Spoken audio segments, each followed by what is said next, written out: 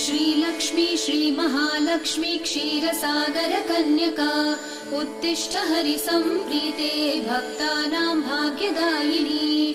श्रीलक्ष्मी श्रीमहालक्ष्मी क्षीरसागर कन्यका उत्तिष्ठ हरिसम्प्रीते भक्तानां भाग्यदायिनी।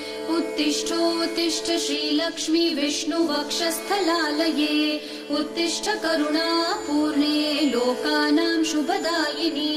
उत्तिष्ठोत्तिष्ठ श्रीलक्ष्मी विष्णुवक्षस्थलालये उत्तिष्ठ करुणापूर्णे लोकानां शुभदायिनी।